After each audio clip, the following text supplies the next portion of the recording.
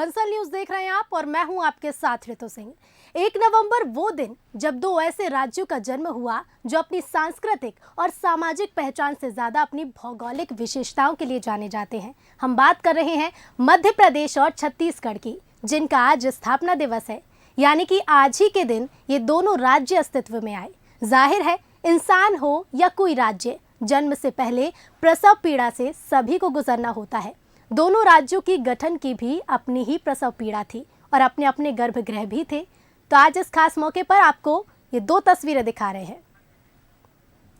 तो ये दो तस्वीरें आप देख सकते हैं, जो कि है भोपाल का मिंटो हॉल पहली तस्वीर में, और दूसरी तस्वीर आप देख रहे हैं रायपुर के राधेश्याम भवन की। तो इन दोनों ही भवनों की, दोनों ही हॉल की काफ़ी महत्वपूर्ण भूमिका है। हमारे साथ भोपाल के मिंटो हॉल से जुड़ रहे हैं हमारे न्यूज़ हेड शरद द्विवेदी जी। मिंटो हॉल ये वही स्थान जिसे अब कुशाभाऊ ठाकरे हॉल के नाम से जाना जाता है, जहां से मध्य प्रदेश की नींव पड़ी। तो वही रायपुर के राधेश्याम भवन से जुड़ रहे हैं स्टेट एडिटर आदित्य नामदेव जी। सबसे पहले मैं शरद जी का रुख करूंगी। शरद जी, मिंटो हॉल ये वही स्थान है जो मध्य प्रदेश की स्थापना में अपना महत्वपूर्ण स्थान रखता है। क्या कुछ इसका इतिहास है, क्योंकि आज स्थापना दिवस है, जानना बेहद जरूरी है। बिल्कुल, देखिए, एक बहुत ऐतिहासिक इमारत है जिसे अब भारतीय जनता पार्टी के पितृ पुरुष और पूर्व राष्ट्रीय अध्यक्ष कुशाभाऊ ठाकरे जी के नाम पर अब इसे जाना जाता है। पहले इसे मिंटो भवन के नाम से, मिंटो हॉल के नाम से जाना जाता था। और जैसा मिंटो हॉल नाम से आप और हम समझ सकते हैं कि ब्रिटिश कालीन समय की ये इमारत है। और आप मेरे पीछे देख भी रहे होंगे इस इमारत का जो बहुत सुंदर सा फ्रेम आपकी स्क्रीन पर नज़र आ रहा है, व्यूअर्स जिसको देख पा रहे होंगे। तो ये पश्चिमी वास्तुकला का, और इस पर जो अलग अलग दुनिया के प्रमुख देश हैं उनकी वास्तुकला का इस पर प्रभाव है। चाहे आप कुछ उन देशों की बात कर लें, ईरान की बात कर लें, या फिर आप कुछ और कंट्रीज़ की बात कर लें, तो एक बहुत ही सुंदर ये इमारत है जहां अब मध्य प्रदेश पर्यटन विकास निगम का एक बहुत ही सुंदर होटल यहां से संचालित है। और इसके अलावा जो प्रमुख आयोजन हैं, विशेषकर सरकारी आयोजन और दूसरे आयोजन, वो यहाँ आयोजित होते हैं। बहुत ही ऐतिहासिक इमारत है। कभी यहाँ मध्य प्रदेश की 320 सदस्यीय विधानसभा का आयोजन इस इमारत में होता रहा है। और उसके पहले हमीदिया कॉलेज, जो भोपाल का सबसे महत्वपूर्ण कॉलेज होता था, और कई भोपाल की बहुत ही लीजेंडरी शख्सियत जो रही हैं वो हमीदिया कॉलेज से पढ़ी हैं। लड़कों का, बॉयज़ का ये बहुत इम्पॉर्टेंट एक कॉलेज हुआ करता था। तो ये वो कॉलेज भी कभी यहाँ लगा करता था। तो अगर यहाँ के पत्थर, यहाँ की इमारत बोलने लगे तो मध्य प्रदेश की कई बेहतरीन कहानियाँ सामने आ सकती हैं। और इस इमारत के ठीक पीछे मोतीलाल विज्ञान महाविद्यालय है, जो विज्ञान का राजधानी भोपाल का एक महत्वपूर्ण कॉलेज है, और उससे लगा हुआ है राजभवन। और ये वही राजभवन है जहां 1 नवंबर 1956 को, और ये अमावस्या की रात थी, दीपावली की रात थी, जब मध्य प्रदेश के पहले मुख्यमंत्री पंडित रविशंकर शुक्ल जी ने मुख्यमंत्री पद की शपथ ली थी। और कहा यह भी जाता है कि जब वो शपथ ले रहे थे तो उनसे कहा गया था कि आज अमावस्या का दिन है और आप शपथ ले रहे हैं।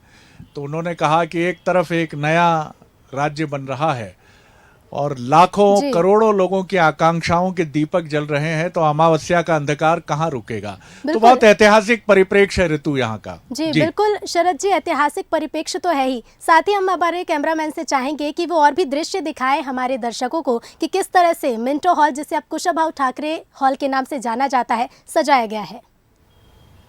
मैं हमारे कैमरामैन साथी से गुजारिश करूंगा कि थोड़े सा कुछ इस भवन के बारे में वो चीज़ें दिखाएं मकरन जी से, कि वो इस इमारत और इसके आसपास के बहुत सुंदर परिवेश को दिखाएं, जो बहुत ही अलग अंदाज में, अलग स्वरूप में जाना जाता है। और आप स्क्रीन पर देख सकते हैं जी, एकदम शांति में डूबा हुआ है ये परिवेश, बहुत ही सुंदर। आप ये पीछे बगीचा देख सकते हैं और बगीचे के साथ ही ये पूरा परिवेश जो है एक बड़ी ही अलग कहानी कहता हुआ नज़र आ रहा है। आप देख सकते हैं कि किस तरह का यहाँ का एक अलग तरह का परिवेश है। और इसके बिल्कुल ठीक सामने मैं गुजारिश करूँगा, ये जो सड़क दिख रही है जी। इसके ठीक सामने ये पूरा परिवेश राजभवन की तरफ जाता है, जहाँ शपथ ली गई थी और ऐतिहासिक मध्य प्रदेश का वो दिन था 1 नवंबर। आपका हमारा अपना मध्य प्रदेश जो बहुत ही खूबसूरत देश का दिल है जी। और बहुत ही अलग कहानी कहता है मध्य प्रदेश। बहुत सीधे सरल लोग नर्मदा पट्टी के। और अब हम बीमारू राज्यों की श्रेणी कभी कही जाती थी जी। लेकिन अब मध्य प्रदेश बहुत आगे है और कहने वाले कहते हैं कि आने वाला वक्त मध्य प्रदेश का है। स्टेबिलिटी, पॉलिटिकल स्टेबिलिटी, जिस तरह से यहाँ पर राजनीतिक नेतृत्व स्थिरता के साथ ऋतु आगे बढ़ा है, खासतौर से मुख्यमंत्री शिवराज सिंह चौहान की अगर हम बात करें, जिन्होंने लगातार शरद जी हम देख रहे हैं विकास के पथ पर मध्य प्रदेश बढ़ता हुआ नजर आ रहा है। दर्शकों को छत्तीसगढ़ का भी रुख करा लेते हैं। राधेश्याम भवन पर मौजूद है हमारे स्टेट एडिटर आदित्य नामदेव जी। आदित्य जी, 1 नवंबर साल 2000 वो दिन था जब मध्य प्रदेश से अलग होकर एक नया राज्य बना छत्तीसगढ़। क्या कुछ इतिहास है छत्तीसगढ़ के राधेश्याम भवन की, क्या कुछ भूमिका मानते हैं? देखिए, मध्य प्रदेश से 44 साल बाद छत्तीसगढ़ अलग हुआ था। 1996 में अटल बिहारी वाजपेयी ने वादा किया था कि जैसे ही सेंट्रल में सरकार बनेगी वो निश्चित तौर पर छत्तीसगढ़ एक अलग राज्य बनेगा। 1 नवंबर 2000 को छत्तीसगढ़ नया राज्य बना। 31 अक्टूबर 2000 का वो दिन जब ये साफ हो गया था, क्योंकि देखिए छत्तीसगढ़ 2 लोगों के नाम से जाना जाता था, 2 ही पॉलिटिकल शख्सियत मानी जाती थी। एक तो विद्याचरण शुक्ल, जिन्हें हम विद्या भैया के नाम से जानते हैं, और दूसरे मोतीलाल वोरा। ये 2 ही ऐसी शख्सियत थी जो ये लग रहा था कि इन दोनों में से ही कोई ना कोई एक शख्स जो है वो छत्तीसगढ़ का मुखिया बनेगा, क्योंकि उस समय मध्य प्रदेश, अविभाजित मध्य प्रदेश के मुख्यमंत्री हुआ करते थे दिग्विजय सिंह, और चूंकि कांग्रेस का मैंडेट ज्यादा था इसलिए तय था कि कांग्रेस का ही कोई ना कोई मुख्यमंत्री जो है वो यहां पर बनेगा। अब दिग्विजय सिंह के लिए सबसे बड़ी मुश्किल की बात यही थी क्योंकि दिग्विजय सिंह और अजीत जोगी में बहुत कटुता थी। लेकिन चूंकि ऊपर से आलाकमान का ऑर्डर था सीधे तौर पर, क्योंकि आदिवासी राज्य एक माना जाता है छत्तीसगढ़। विद्याचरण शुक्ल का ओहदा इतना बड़ा था, लेकिन आदिवासी एक्सप्रेस पे सवार हुई कांग्रेस और अजीत जोगी पहले मुख्यमंत्री छत्तीसगढ़ के बने। निश्चित तौर पर जिस तरह से गांधी परिवार से नजदीकियां थी अजीत जोगी की, वो फायदा उनको मिला। और ये राधेश्याम भवन देखिए उसी समय का गवाह है। ये राधेश्याम भवन वही है जब गुलाम नबी आजाद पहुंचे हुए थे छत्तीसगढ़, दिग्विजय सिंह पहुंचे हुए थे छत्तीसगढ़, जब ये अनाउंस उन्होंने किया कि अजीत जोगी होंगे मुख्यमंत्री, तब इसी राधेश्याम भवन में कई ऐसी अप्रिय घटना सुनने को मिली थी जो जानकार बताते हैं कि धक्का मुक्की भी हुई थी जितने लोग बाहर से आए हुए थे पर्यवेक्षक के तौर पर। लेकिन चूंकि आलाकमान का निर्णय बेहद साफ था, छत्तीसगढ़ के पहले मुख्यमंत्री अजीत जोगी ही होंगे, तो ये राधेश्याम भवन उसी समय का गवाह था जब विद्याचरण शुक्ल नाराज होकर अपने इस फार्म हाउस में आ गए थे और उनको मनाने के लिए दिग्विजय सिंह, गुलाम नबी आजाद, राव जैसे तमाम बड़े नेता यहां पर पहुंचे हुए थे। लेकिन विद्या भैया नहीं माने और वो कटुता उसके बाद भी जग जाहिर रही। लगभग 26% जो है मध्य प्रदेश का हिस्सा अलग होकर छत्तीसगढ़ को मिला था। पहली विधानसभा राजकुमार कॉलेज में लगाई गई थी और ये राधेश्याम भवन इसलिए बड़ा गवाह है क्योंकि उस समय बहुत आसान नहीं था दिग्विजय सिंह के लिए यह अनाउंस कर पाना कि मुख्यमंत्री अजीत जोगी होंगे, क्योंकि विद्याचरण शुक्ल का ओहदा इतना ज्यादा बड़ा था कि किसी ने सोचा भी नहीं था कि विद्या भैया के अलावा कोई दूसरा नाम भी छत्तीसगढ़ में हो सकता है। लेकिन चूंकि आदिवासी बहुल आबादी है, कहीं ना कहीं आदिवासी एक्सप्रेस पे सवार होना था कांग्रेस को। अजीत जोगी को बहुत बड़ा साथ मिला गांधी परिवार का, सोनिया गांधी से बहुत अच्छे रिलेशन थे उनके, उस चलते अजीत जोगी को पहला मुख्यमंत्री यहां का बनाया गया। और ये राधेश्याम भवन उसी पल का गवाह है। फिलहाल 22 साल का युवा हो चुका है छत्तीसगढ़। निश्चित तौर पर शिक्षा के क्षेत्र में, ग्रामीण अर्थव्यवस्था के क्षेत्र में, स्वास्थ्य की सुविधाओं के क्षेत्र में जितना अग्रणी काम छत्तीसगढ़ ने किया है, एक अलग ही राज्य की स्थिति अग्रणी राज्यों में छत्तीसगढ़ शुमार हुआ है। और इसी तरह से बेरोजगारी दर सबसे कम है पूरे देश में, बेहतर काम हो रहे हैं। आगे उम्मीद यही कि आने वाले समय में और बेहतर स्थिति में छत्तीसगढ़ नजर आए।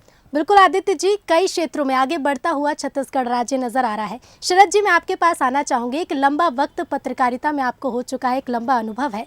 जब छत्तीसगढ़ का विभाजन हुआ मध्य प्रदेश से, आपका क्या अनुभव है? आप किस तरह से देखते हैं? मैं 5 दिन रहा था ऋतु उस दौरान छत्तीसगढ़ में। एक राष्ट्रीय न्यूज़ एजेंसी में मैं उन दिनों काम करता था जी।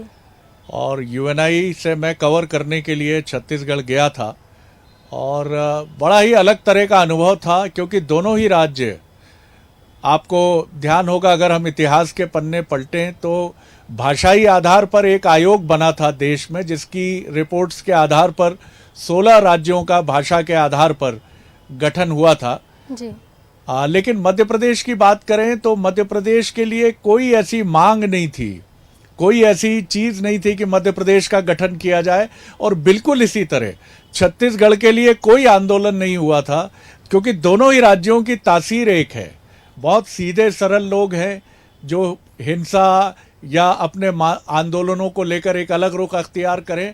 तो जब मैं छत्तीसगढ़ पहुंचा तो रायपुर जब मैंने कवर करना शुरू किया, उस समय रायपुर का एक अस्पताल था जिसको अस्थाई सचिवालय में बदल दिया गया था, और उस अस्पताल की दीवार पर एक नारा आज से 22 साल पहले मैंने देखा था और मैंने अपनी रिपोर्ट में उसको कोट भी किया था। मैंने वो नारा था, सबले बढ़िया छत्तीसगढ़िया। और आज ये नारा छत्तीसगढ़ की पहचान बन गया है और इसे पहचान बनना चाहिए। छत्तीसगढ़ के मुख्यमंत्री भूपेश बघेल कहते भी हैं कि ये हमारा क्षेत्रीय राष्ट्रवाद है। उन्होंने एक नया शब्द दिया है कि ये हमारा रीजनल जो है नेशनलिज्म है। ये हमने दक्षिण भारत में बहुत देखा है, लेकिन भूपेश जी इसीलिए जो स्थानीय तीज त्योहार हैं, लोकगीत हैं, लोक संस्कृति है छत्तीसगढ़ की, उसको बहुत अलग तरह से लेकर आगे बढ़ते हैं। आप मध्य प्रदेश में आइए तो मध्य प्रदेश मूल रूप से रीजन्स में बटा हुआ राज्य है, बुंदेलखंड, निमाड़ मालवा और बघेलखंड। इसीलिए इन रीजन में रहने वाले लोगों को, बुंदेलखंड के निवासियों को बुंदेलखंडी, मालवा के मालवी, निमाड़ के निमाणी और बघेलखंड के लोगों को बघेली हम बोलते हैं। लेकिन मुख्यमंत्री शिवराज सिंह चौहान ने एक नारा दिया, अपना मध्य प्रदेश। उन्होंने इस चीज को फील किया कि यह मध्य प्रदेश भले ही रीजन में बटा है, लेकिन ये मध्य प्रदेश सबका है। तो ये इस सोच को लेकर मुख्यमंत्री शिवराज सिंह चौहान आगे बढ़े हैं।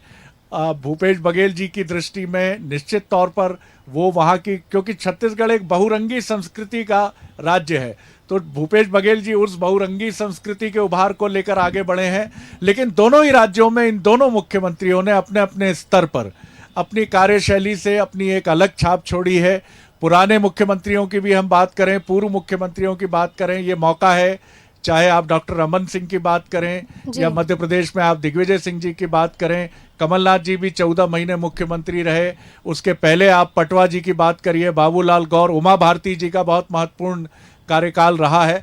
सब ने अपने अपने तरीके से कंट्रीब्यूशन मध्य प्रदेश के लिए दिया है और आज मध्य प्रदेश और छत्तीसगढ़ विकास के रास्ते पर बहुत तेजी से एक स्टेबल लीडरशिप के साथ, स्थायी नेतृत्व के साथ तेजी से आगे बढ़ रहे हैं। जी बिल्कुल, एक तेजी के साथ और हर क्षेत्र में आगे बढ़ते हुए ये दोनों ही राज्य उभरते हुए नजर आ रहे हैं और इसीलिए लगातार इन राज्यों को पुरस्कृत भी किया जाता है। आप दोनों का ही बहुत बहुत शुक्रिया हमसे जुड़ने के लिए। तो जहां मध्य प्रदेश का 66 साल का गौरवशाली इतिहास रहा, 66 साल की यात्रा जिसमें कई अवार्ड मिले मध्य प्रदेश को, लगातार कृषि कर्मण पुरस्कार से सम्मानित किया गया और भी कई चीज़ें, जैसे कि उज्जैन के नाम से अब मध्य प्रदेश को भी जाना जाता है, इंदौर जिसे सबसे स्वच्छ शहर का अवार्ड मिला। वहीं छत्तीसगढ़ में भी हम देखें खनिजों की संपदा, अपनी प्राकृतिक संस्कृति के लिए छत्तीसगढ़ को जाना जाता है और स्थापना के बाद से लगातार ये दोनों ही राज्य विकास के पथ पर उभरते हुए नजर आ रहे हैं। चलिए इसी बीच एक छोटा सा ब्रेक लेंगे, जल्द लौटेंगे।